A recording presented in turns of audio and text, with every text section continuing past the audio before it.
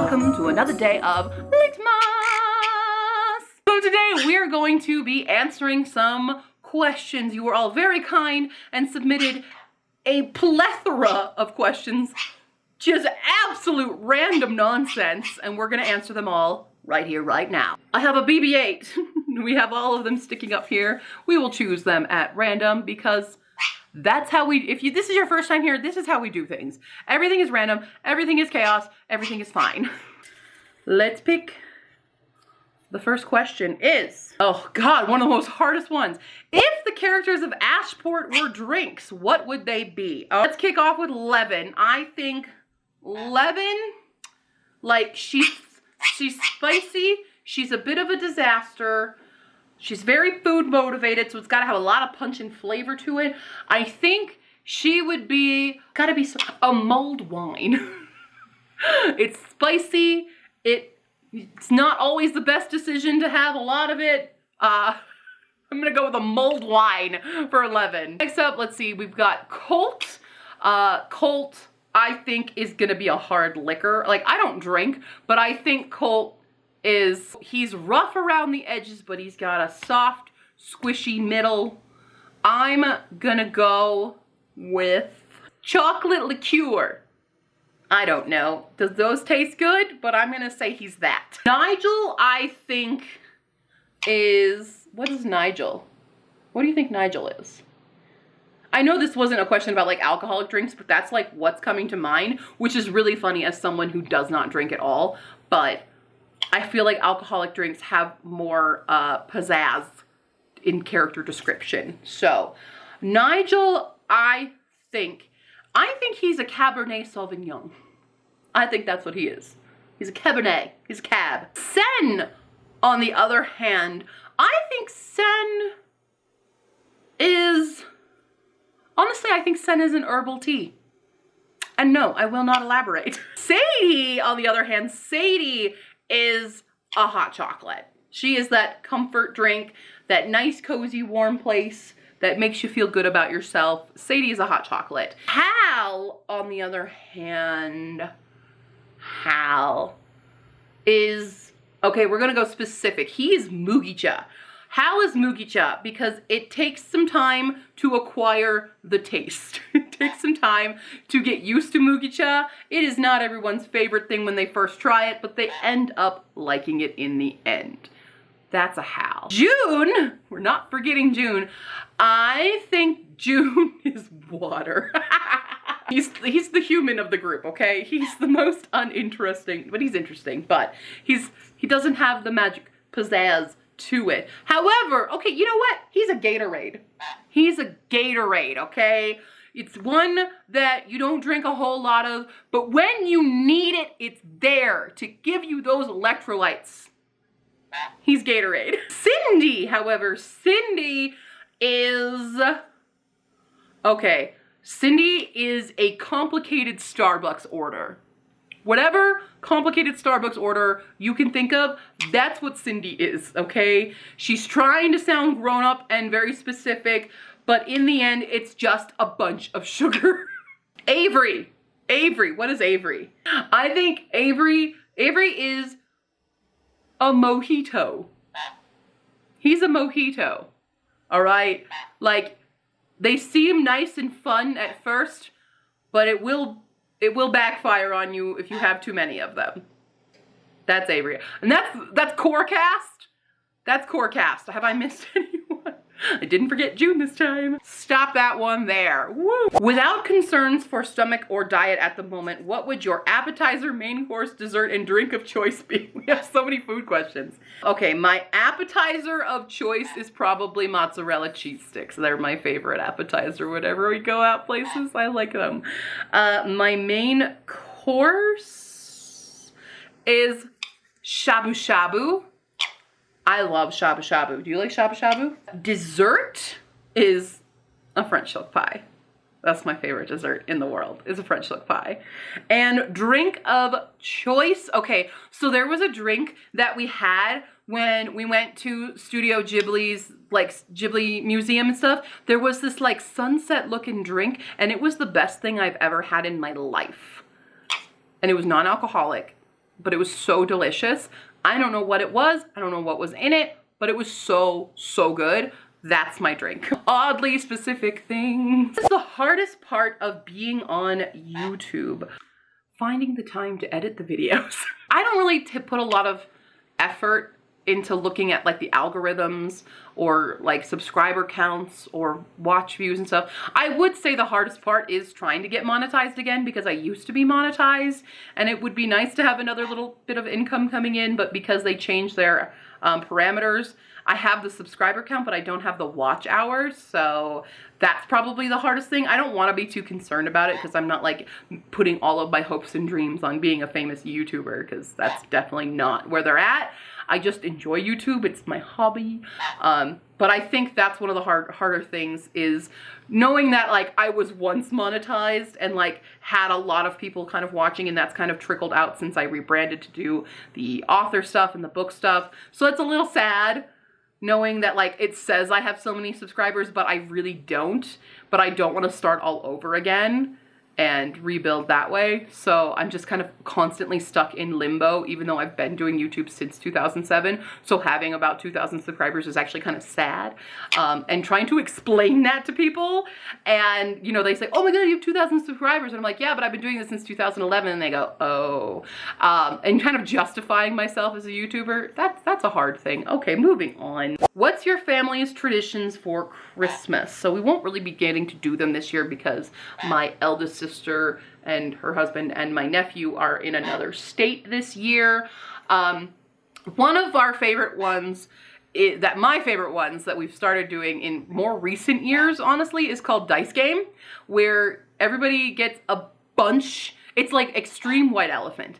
Everyone gets a bunch of gifts. You wrap them in odd shapes and things so no one can really guess what's inside them. You put a pile of presents in the middle and you roll dice. And if you roll a 1 or a 6, you get to pull a prize to your pile. And a 6, you get to go again. But you don't open it right away. In White Elephant, you open it. You don't open it. You just kind of amalgamate a bunch of presents to your corner. But you can also steal people's on the 1 or the 6. And then once the last present is chosen, that triggers the last round of stealing. And then everyone opens up and sees what they got. And it can be really good things. It can be mediocre things. And it can be really, really bad things. One year, I got hemorrhoid ointment. Weird things like that. That's probably my favorite thing. Games. We usually always play some kind of a game, so probably games. Do Lucy and Pi miss being adored on streams? Let them answer for you. See? Bye-bye, you guys got a question for the Q&A. Do you miss being adored on the streams on a regular basis? Your thoughts? Oh, it's depressing. Okay, how do you feel about not being on the streams anymore? Not having constant adoration? You feel hungry. Okay, got it. Interesting interpretations. Oh, that's pitiful. Really? Really?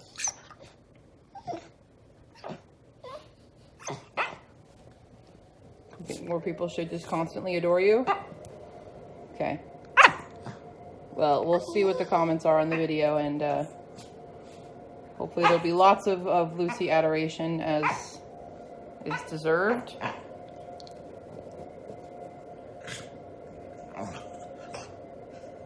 Yeah.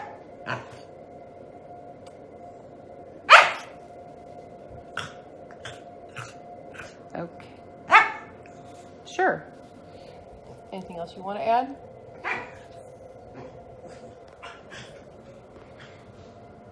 Okay.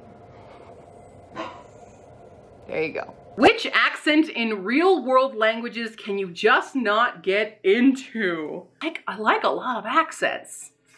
I think probably, okay, one that I can't like properly do, I can't properly do a lot of them. Maybe Dutch? It's so hard to differentiate once you're starting to get into Dutch, when you get into more of the Germanic languages and stuff and the Scandinavian languages. It's a little harder for me to discern them, and I'm gonna go with a Dutch accent. I'm sorry to anyone who is Dutch. It's just hard to comprehend and how to figure it out for myself to imitate.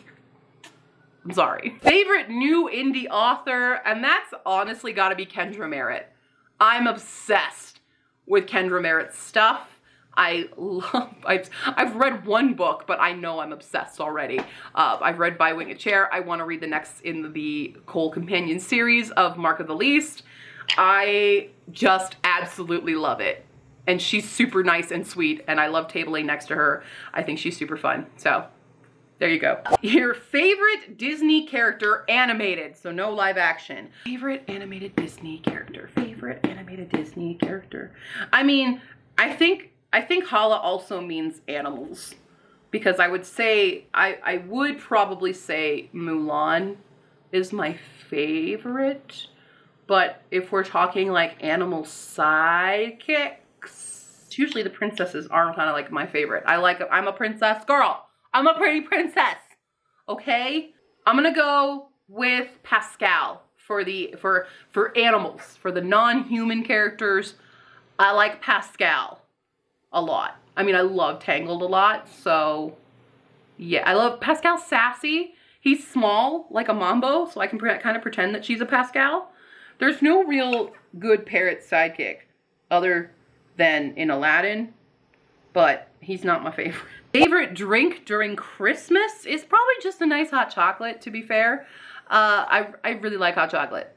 I like adding a little flavors into my hot chocolates. And I think it should be more accepting of people, especially adults, to love hot chocolate. That's my favorite. Favorite cover from the year, maybe top 5. Okay, let me go get them. I couldn't pick 5, I picked 7. 2 of them I'm kind of counting as the same because they're very similar, and that is A Magic Steeped in Poison and The Girl Who Fell Beneath the Sea. They have similar vibes of like having the girl in the cover and the Asian theme and all the little things you can kind of see in them. These two probably are, I'm counting them as one. They're very different stories, but I'm counting them as one. This one is a lesser known, but I freaking love this cover. It's so shiny. And that's Ink by Alice Broadway. It's so shiny. It's so pretty. I love the shiny, and there's like little things in here that you don't realize what they're there for until you read the book and you're like, oh! And yeah, that one. Obviously, Babel couldn't not be in here. Besides this cover, we've got the regular main cover of Babel. I love this tower. I love all the little details. I love it a lot. It's so pretty. It's so pretty. We've got Gallant, again, beautiful. I have certain aesthetics, as you guys can tell, but Gallant, I really like this one. This is the Owl Crate edition of it, and it's, I mean, that's not, it's on the cover, but it's not like the Dust Jacket cover, but I do like this Dust Jacket cover. Kind of counting these two the same because they have similar vibes. We have Gilded and Vespertine. These are both special editions, obviously. They're both like, you get it. You get the aesthetic. You get it. You get it. I get it. I will say Gilded is probably my favorite cover. It's so pretty, like this design. And I can't wait for my copy of Curse to get here to go alongside it. What is the largest selection of one genre of books you have? This is actually fairly easy. It's fantasy. It's gonna be fantasy. I read so much fantasy, but I don't know how many there actually are. So currently on these shelves, on the TBR shelves, not including what I have read, this is the current number of fantasy books. This is the current number of sci-fi. And this is the current number of contemporary. Those are probably my top 3 genres. And just for funs and giggles, here's historical fiction. Here's mystery and thriller. Here's nonfiction. What else? Here's classics. Here's anthologies. The thing about fantasy and sci-fi is they are so, like, there's so many angles to it. Like, you could do urban fantasy, you can do high fantasy, you can have low fantasy, you can have lots of different things in fantasy. Sci-fi, same thing. You can have dystopia, you can have hard sci-fi, you can have a space opera. Lots of things go in these, okay? So, but it's fantasy. Fantasy's the biggest one. Favorite food combination that's a little weird. Do I have any weird See, I'm a picky eater. So, not a lot. But I do love, it's not weird, I love sweet potato fries and an aioli sauce, a chipotle aioli sauce. That's my favorite kind of condiment thing. is this chipotle aioli. I'll put it on almost anything. Maybe, I used to do the fries dipped in a Frosty from Wendy's. I like that a lot. That's probably the weirdest thing I will eat, is fries and Frosty. But I don't think I have anything else that's super weird. Nope, I'm gonna go with that. How many feathers does Mambo have? We're gonna count. Ready, we go. 1, 2, 3, 4, 5, 6, 7, 8, 9, 10, let me see, I'm counting. 11, 12, 13, 14, 15, 16, 17, 18, a lot, okay. She has a lot. Actually, I'm gonna Google this. I'm gonna Google and see how, on average, how many feathers do sun conures have. I'm gonna put the answer right here if it has it. Let's see. Is there an answer to how many feathers you have? Because you have a lot. And you don't really pluck anymore, so you're good. I can't count those. I have a couple feathers that I have found from you that you've molted, but you haven't done a full molt yet with me. So let me show. You can see she used to pluck under here before I rescued her. So there's where she hasn't been able to grow back some feathers, but otherwise, she had some plucked right on her butt, but she has grown them back. So, who would you pick for each category from the dog show? I forgot to research this. Dog show categories. I didn't get to watch dog show this year. I didn't get to watch it. So, I forgot to do the research for this before filming this one, but I'm gonna do the research post, and I'm gonna post my choices. Not who actually won, these are who I would have chosen. So here's for the hounds. Here's for the toys. Herding.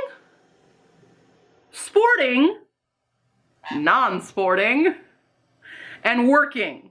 So those are the different categories in the dog show. And then who I personally would have picked as the winner. I know the winner was the Frenchie, but of the actual winners, if it's not the Frenchie, here's who I would have picked as best in show for 2022. This is a Thanksgiving tradition. We usually watch this and we all place bets on the winners and stuff. And I'm usually pretty good at guessing who's going to win. Not necessarily my favorite, but I didn't get to watch it this year. And that's because I was taking care of puppies. I was taking care of boxers, okay? I didn't get to watch it because I was taking care of them. So I was still doing dog-related activities. What's the coolest thing about being a YouTuber? Are we cool? Is it cool? Is it cool to be a YouTuber anymore? I don't know. Sometimes it impresses people. Other times it does not. So, that's it.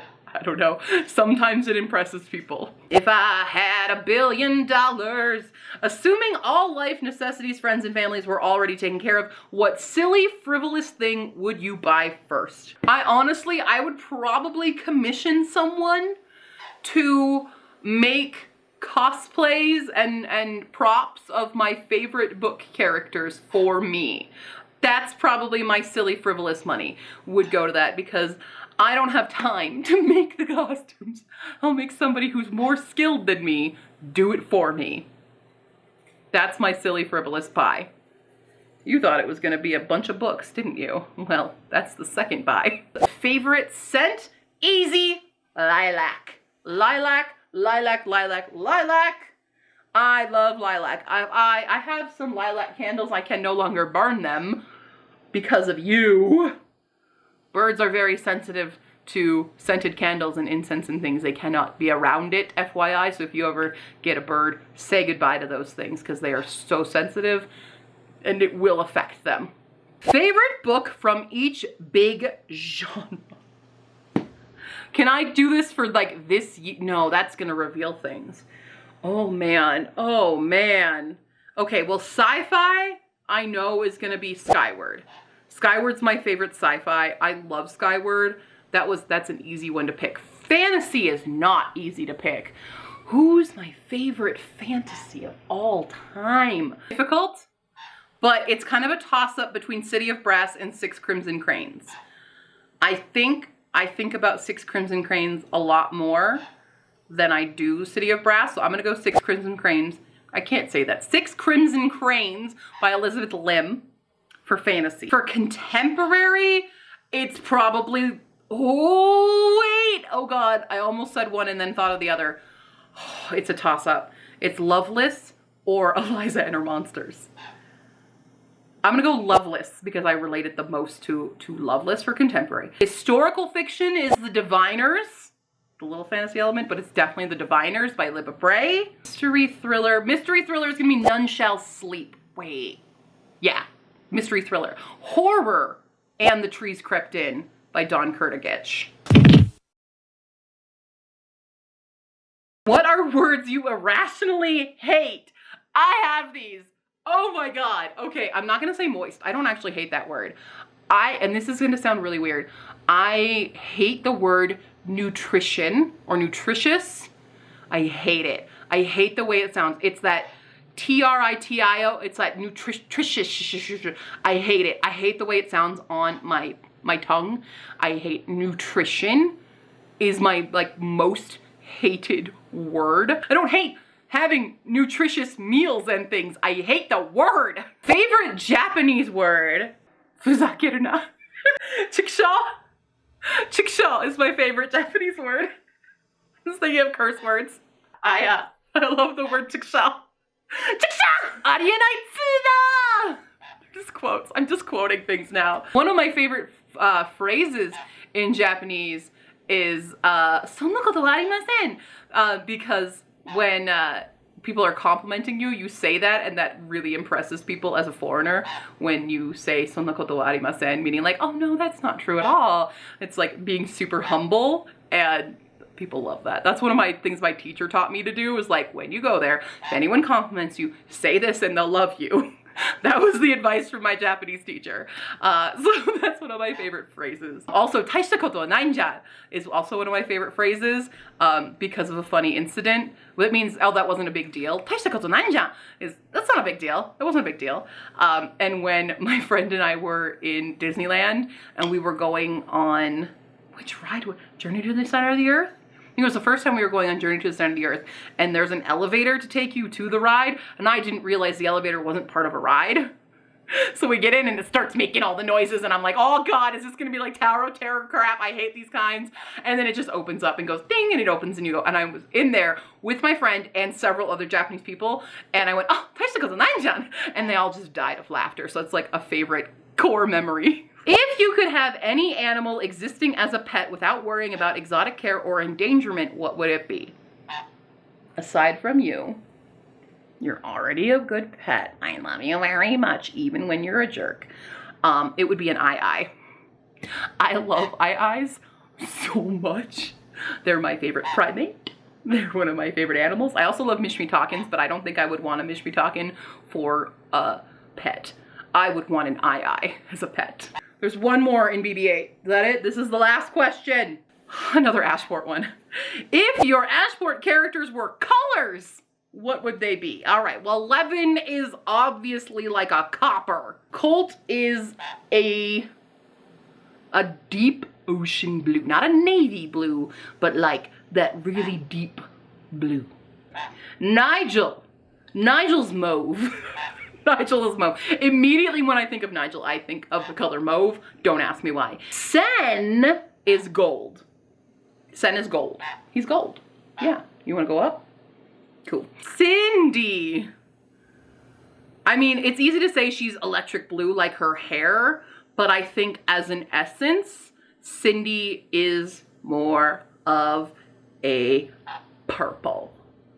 I think she's a purple. Sadie is a cream. She's a cream color. Hal is a hunter green. I think I've said this one before. He's hunter green. June is beige. No. June, I think June is a white. He's a crisp, clean white. Like a fresh linen white is June's personality. Avery, oh, Avery is also kind of, Avery is a plum. He's plum purple. Not like purple like Cindy, he's a plum purple. Yeah. Have I missed anybody? That's core cast, right? I think I've got core cast. Hope that made sense to everybody. Cool. But that's it. That is our end of the year Q&A. Thank you guys for submitting those questions. I like doing Q&A, so if you have any more questions, you can put them down below in the comments, or on all the social medias. You can ask me them on Discord because that's kind of where I live now. You can ask Mambo any questions you would like to. She's happy to answer them on her OnlyFans. I'm just kidding. Should I start an OnlyFans for Mambo? That's my question for you guys. She has to start earning her keep here, to be fair. You know. All right, so cool. I'm gonna go now. I'll see you tomorrow for another video of Litmas. Bye.